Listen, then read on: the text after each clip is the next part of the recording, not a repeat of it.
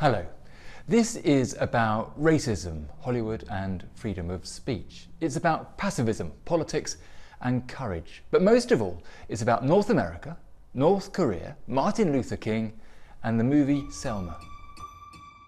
Detroit, New York, Los Angeles, inciting large-scale arrests and sympathy marches. The film opens in America next week and in the UK in February. It's about Martin Luther King's civil rights movement, but focuses specifically on 1965 and the campaign it waged in Selma, Alabama to secure safe voting for Black Americans. It is unacceptable that they use their power and keep us voiceless. Those that have gone before us say no more. I'm worried about your safety.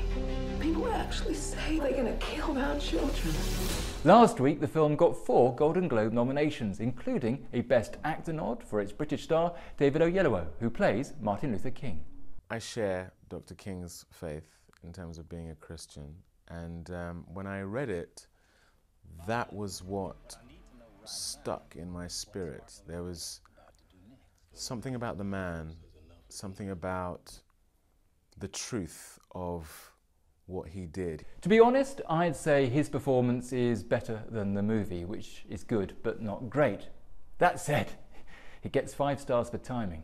The truth of the matter is that we wrapped the film on the 3rd of July. By the 9th of August, Michael Brown was murdered.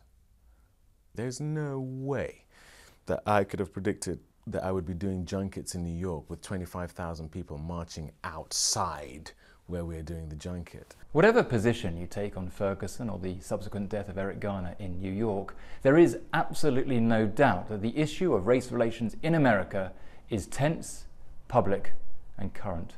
One of the byproducts of having President Obama in that role in America is people have wrongly felt and said that we maybe live in a post-racial America now, which if you're black and live in America, you know that's not true. You're saying things haven't really changed much at all?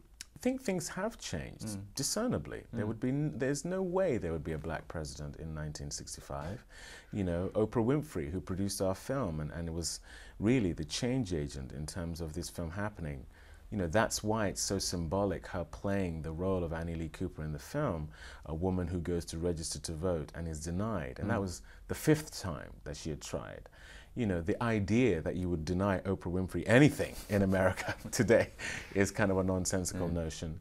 Do I and my children suffer what was being suffered by black people 50 years ago in America? Absolutely not. But the game is still rigged.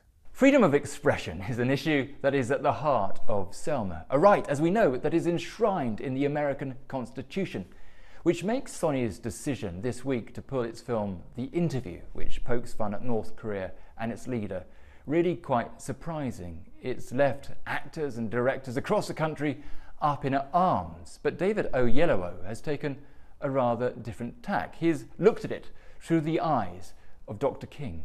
This very much goes into, again, one of the things that was employed in the civil rights movement. It's one thing to talk about people's constitutional rights, but if you hit people in their pocketbook, that's when you get people's attention. And that's what the Montgomery bus boycott did, which is Dr. King's first campaign. Don't ride the buses. You know, that was what happened in Birmingham as well, the sit-ins. If you black people were sitting at counters, white people didn't go and patronize the establishments, that's how you get people's attention. So my point is that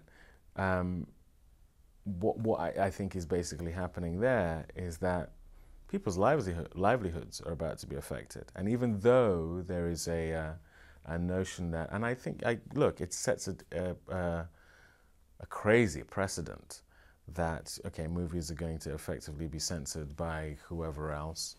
But at the end of the day, like I say, I'm sure there is also pressure coming from theatre owners of, I can't show this movie. The themes that Selma explores, the issues that Martin Luther King fought 50 years ago, are universal and probably timeless.